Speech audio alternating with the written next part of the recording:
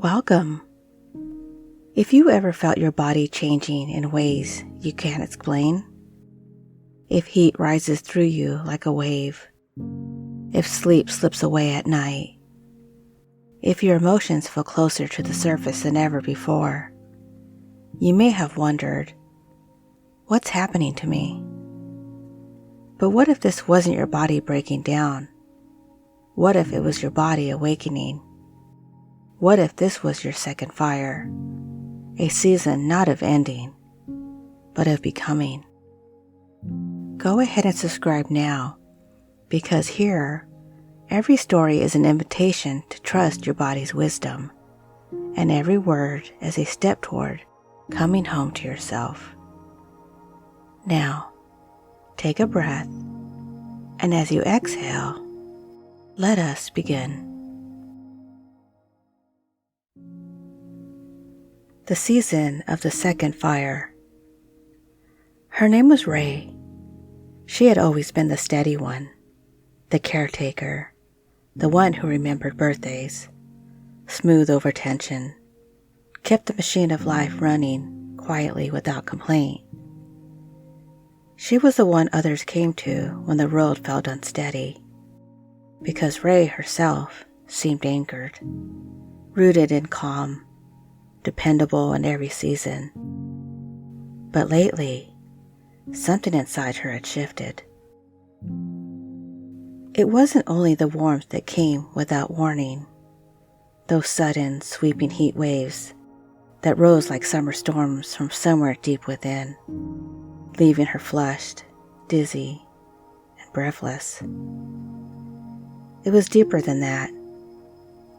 It was a quiet unraveling, a loosening of threads she had kept tied for decades, a sense that the map she had followed so faithfully was fading, and a new path was pressing itself into the soil beneath her feet, a path she had not chosen with her mind, but one her body seemed to know by heart. She did not speak of it at first, not the nights when her body refused rest, tossing between sheets that felt too warm, as if her very skin were glowing from the inside out. Not the sudden dampness at her back of her neck, nor the heat rising through her chest like a flare in the dark. Not the bone-deep tiredness that lived under her skin, or the emotions that seemed to well up without reason, like tides pulling an unseen moon. Her breath sometimes caught in her chest, as though her body had been holding something for years, and had finally decided to let it go, but in slow, uneven pieces. At first, she thought something was wrong, that her body had turned against her, but slowly, she began to understand. The flush of heat,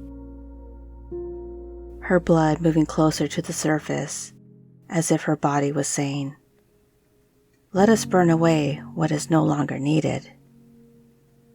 The pounding heat, a drumbeat of renewal. The fog in her mind, a pruning of old pathways, making space for new ways of thinking and being. The irritability, a signal from her nervous system asking for gentler rhythms, slower mornings, and more space to breathe.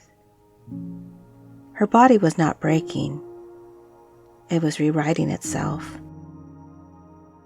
One evening, as the sun dipped below the hills, painting the sky in molten gold and smoky lavender, Ray felt a pull she could no longer ignore.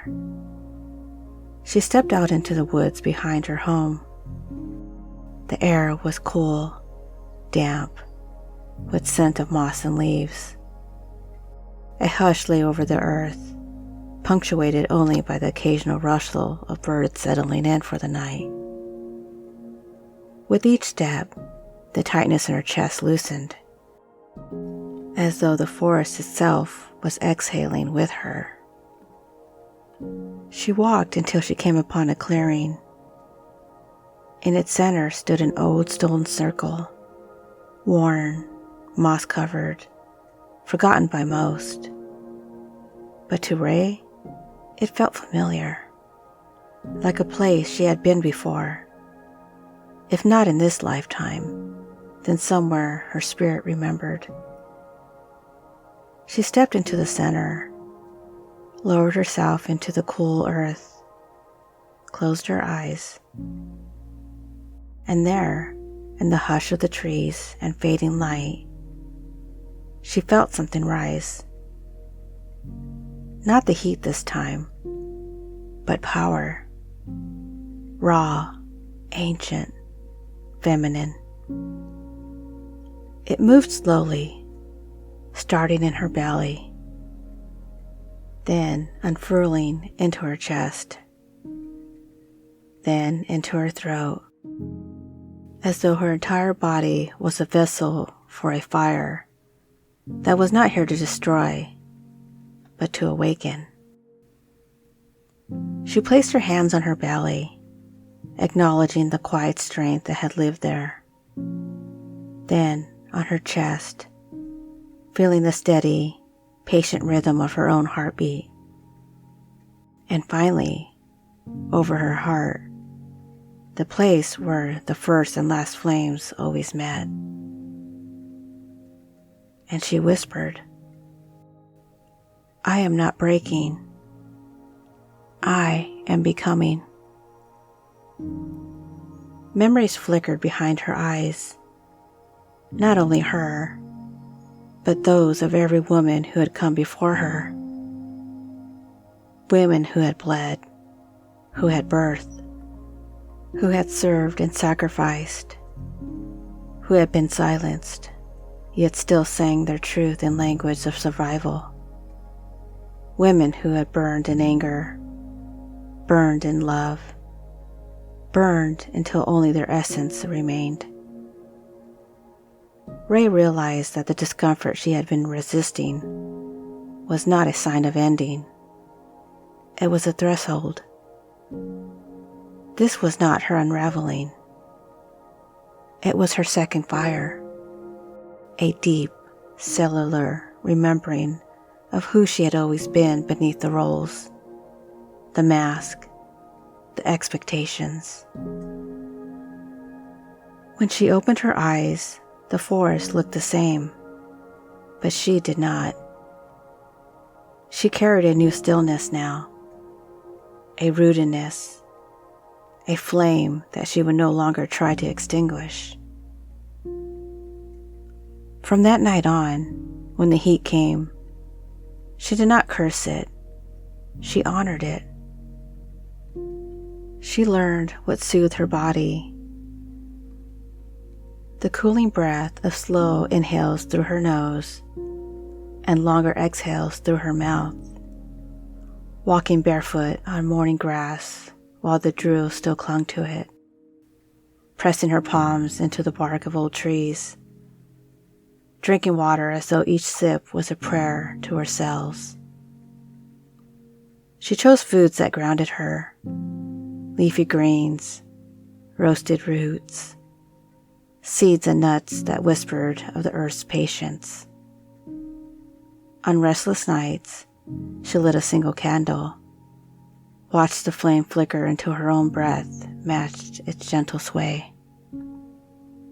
She spoke to herself softly, the way she would to a dear friend. You are powerful. You are changing. You are rising. And she knew now this season was not here to undo her. It was here to crown her. The second fire was not a curse. It was a coronation. And Ray would walk through it, unmasked, unbound, and unapologetic. And now, as you hear the last words of Ray's story, you may notice something in yourself, a small echo of recognition, as if some part of you has always known that you too are walking your own threshold. So let's begin by finding a place of stillness. Whether you're sitting or lying down, just allow your body to settle. Feel the weight of your back supported, shoulders softening, hands resting where they naturally want to be. And if your eyes are still open, let them close now. Not because you have to, but because it feels good to let the outside world soften and the inner world open. Take a slow, gentle breath in, and as you exhale, imagine you're releasing a little more of the day, any tension in your face, the thoughts that have been looping, the list of what still needs to be done. This is your time. With each breath in, feel the air entering through your nose, cooler than your body. And with each breath out, feel the warmth leaving you, a gentle release, like your body sighing in relief. Now, in your mind's eye, begin to return to the place from Ray's story, the old stone circle in the quiet forest. See it now, the moss-covered stones, the way the air feels cooler here, rich with the scent of earth and leaves. You step into the circle, bare feet meeting the cool ground, and with each step you take, you feel more grounded, more steady, more present. Somewhere deep in your belly, a warmth begins to stir, but not from the frantic heat you've known before. This is a slow, steady ember, glowing in rhythm with your breath. And as you notice it, you might also notice how your breath is becoming slower,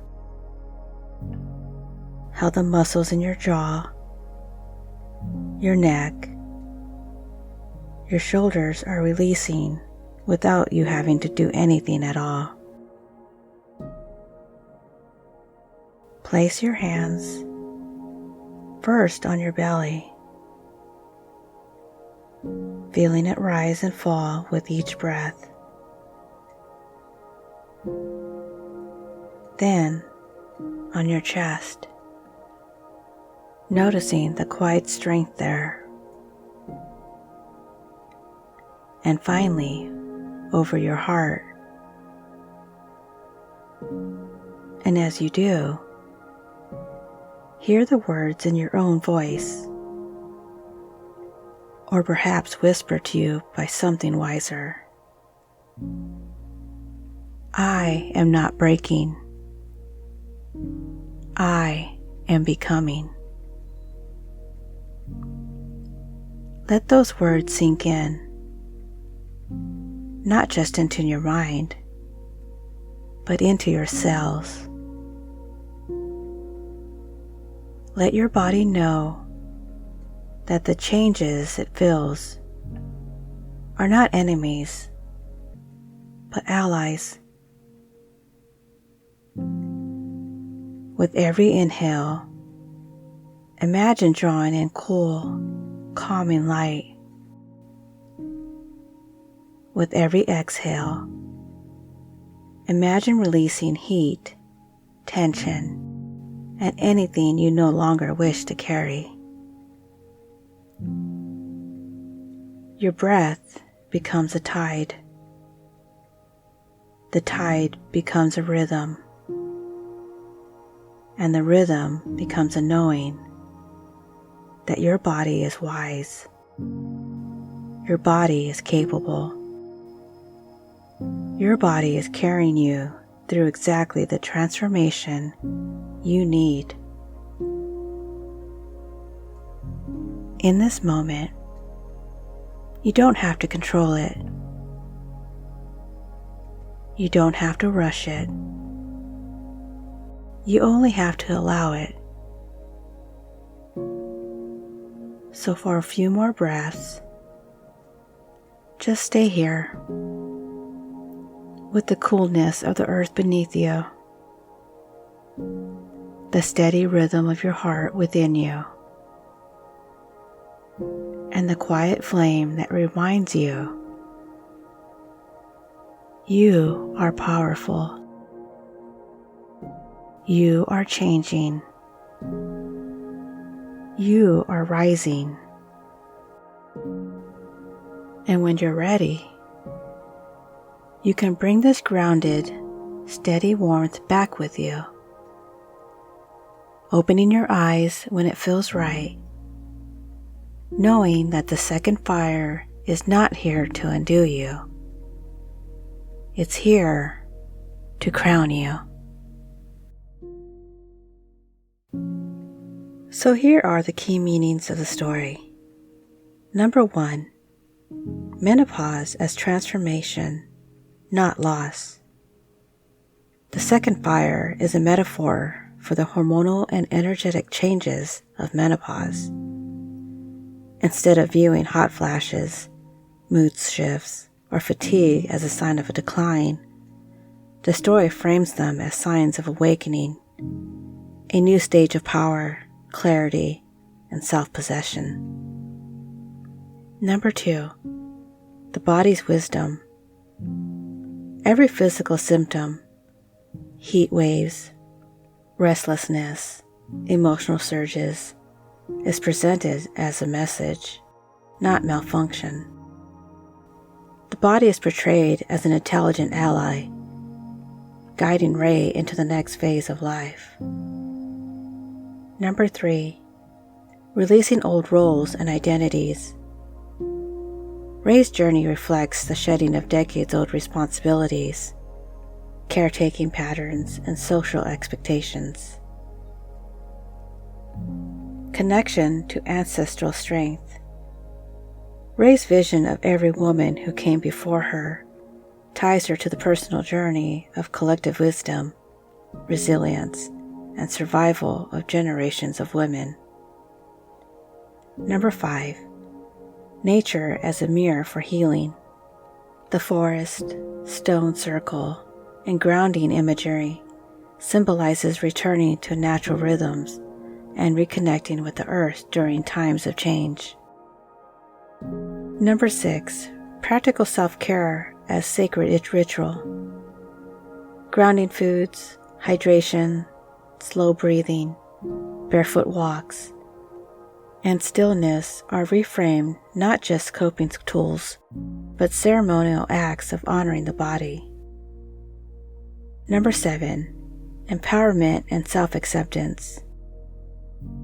The repeated affirmation, I am not breaking, I am becoming, centers the message that this stage of claiming of power, not of loss. And so, if you too are feeling the heat rise, if your nights are restless, if your heart feels like it's beating to a new rhythm, remember, this is not your undoing. This is your awakening, your second fire. Honor the signals, trust the wisdom, let your body lead you into the woman you are becoming. If this story spoke to something in you, go ahead and subscribe now, so each week you can return here for another step inward, another reminder of your own strength. And if you'd like a story created just for you, crafted to meet exactly where you are, you can email me at rhondashypnoticstories@gmail.com. And that's a Rhonda without an H. So until next time, be well.